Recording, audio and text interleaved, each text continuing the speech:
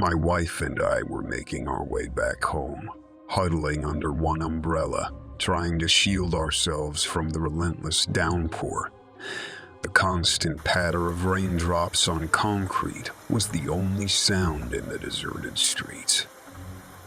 We walked with only a few feet in front of us visible.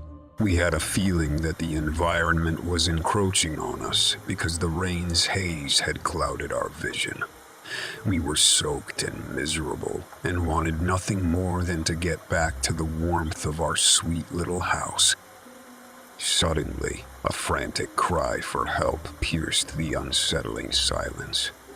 Its echo through the drizzly streets sent shivers down our spines. We froze as that voice's urgency pierced the chilly, damp atmosphere. We exchanged nervous glances with each other before starting to follow the sound, allowing our feelings to override our better judgment. We looked through the alleyways as the voice drew us closer and closer. The voice was so full of pain, fear, and desperation that we could not ignore it. A wet, shaking man on the ground finally appeared. We hurried to assist without thinking about what we were about to do. In addition to having ripped clothing and facial bruising, the man who was lying on the ground was in bad condition. A mixture of blood and rainwater ran down his cheek. He gasped in a whisper, "He is still out there. Please help me. He's still out there." We couldn't understand who or what he was talking about. We helped the hurt man get to his feet despite the torrential downpour. We hastily made the decision to take him to the station so that the police could deal with this situation. But as we started to go back through the murky maze, a figure in the darkness materialized from the shadows and loomed over us. It was a man. He had wild eyes, matted, tangled hair, and a maniacal grin that made us shiver. He suddenly lunged at us, his movements unpredictable and erratic. We hardly had time to reply. Fear coursed through us as we fought this insane stranger, and the rain made the ground beneath us a perilous battleground. The constant rain muffled my wife's cries for help as she yelled in pain. I had to fight with all I had to keep the psychopath in control because of some abhorrent madness that gave him unnatural strength. We were merely regular people who had found ourselves in an unfathomable nightmare. In that awful circumstance, survival instinct took charge. I pushed the man away with all the strength I could muster, feeling the rush of adrenaline. When he fell back, my wife and I seized the opportunity to run away, grabbing the hurt man and running as quickly as our shaking legs could carry us. The psychopath followed us relentlessly, his manic laughter echoing in the drizzly streets. It felt like a scene from a horror movie as the fear and mayhem that were growing in the never-ending downpour.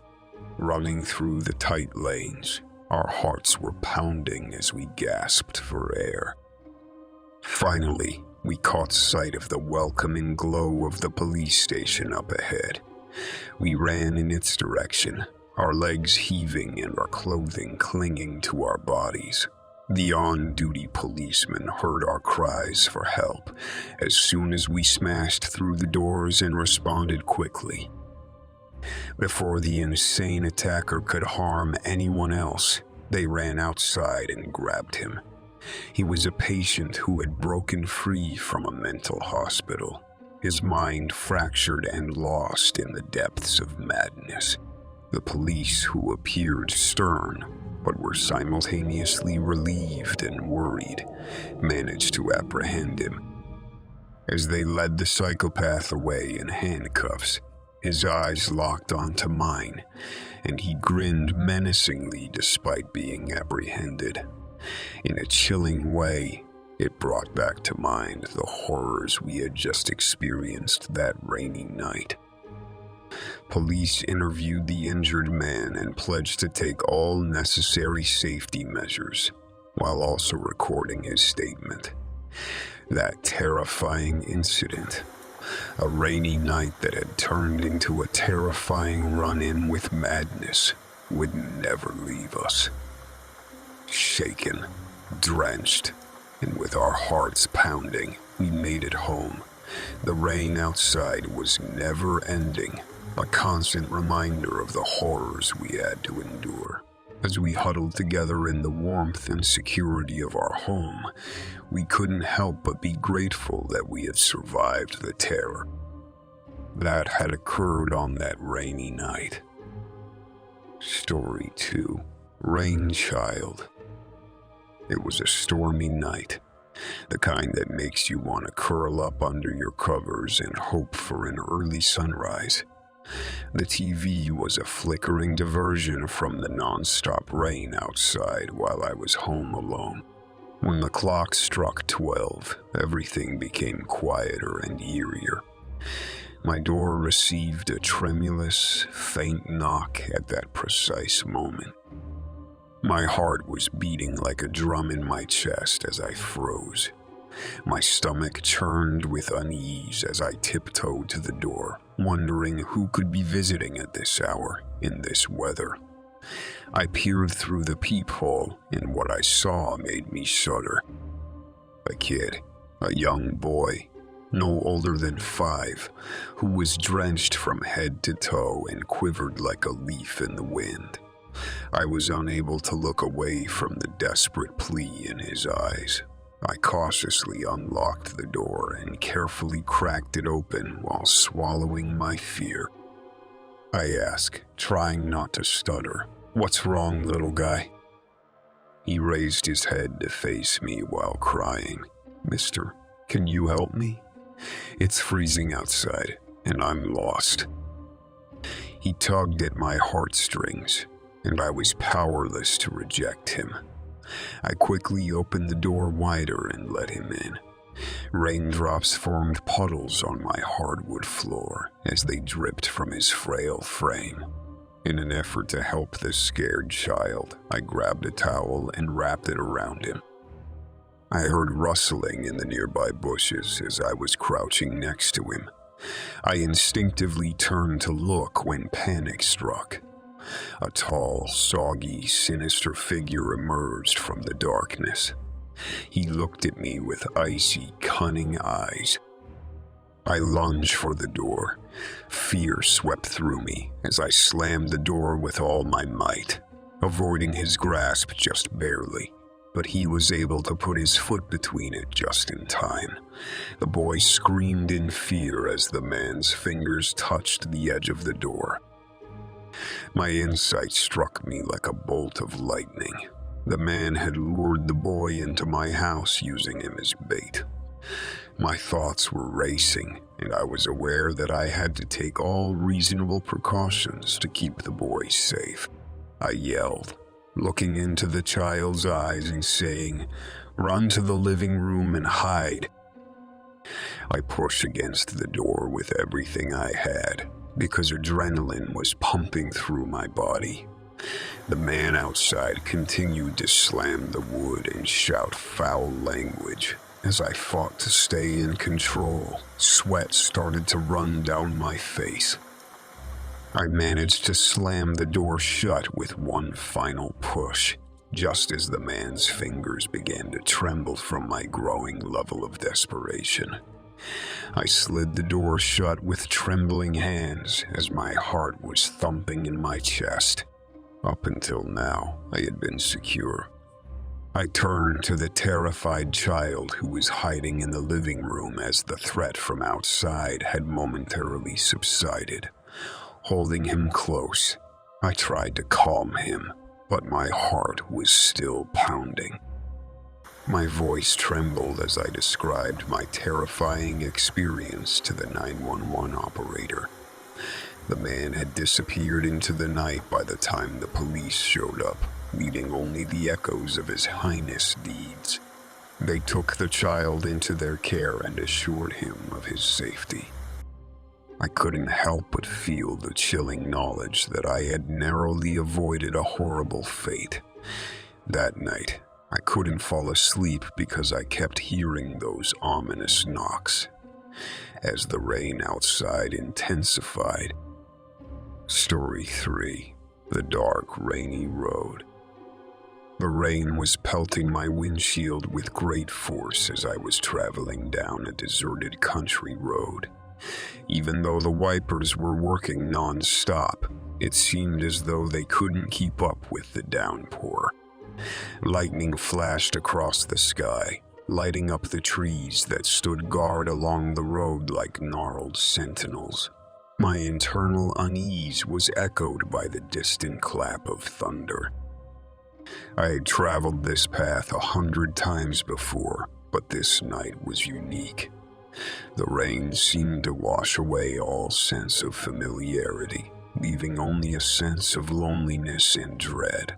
The only means of communication I had with the outside world in this desolate place was my radio and its trembling static. A pair of dim headlights that were flickering like a dying ember appeared in the distance. I could see the outline of a car whose hazard lights were frantically blinking as I drew nearer. The vehicle was immobilized, drenched in water and deserted. My initial reaction was to pretend I hadn't seen anything and continue on the road. But I was unable to withstand the pressure of duty or perhaps just curiosity. As soon as I exited my car and parked next to the stranded vehicle, a man exited the vehicle. My heart was beating like a drum as I moved slowly.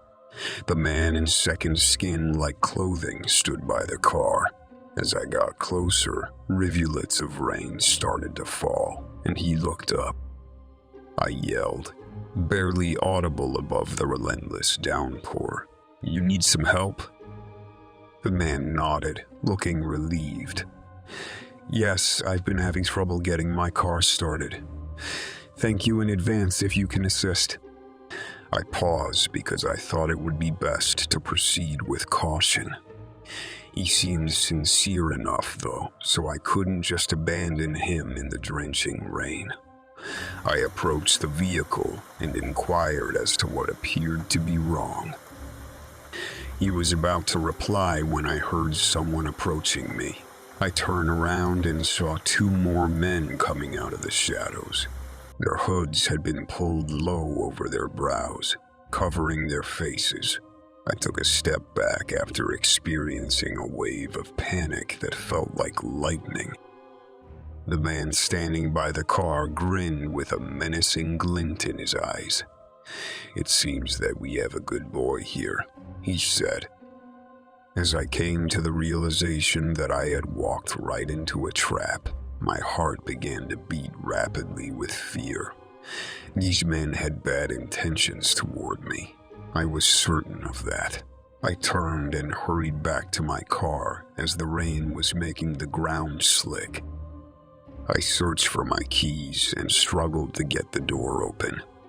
The men were getting closer, and I could hear their footsteps growing louder.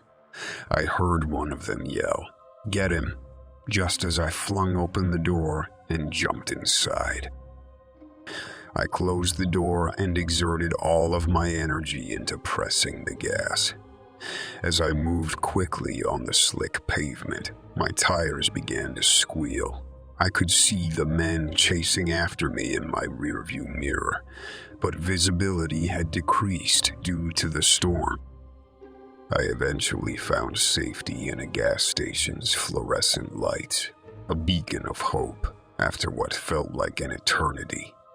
I drove up to the store, stumbled inside while still dizzy, and gasped out the tale to the bewildered employee. His call was promptly returned, and the police arrived.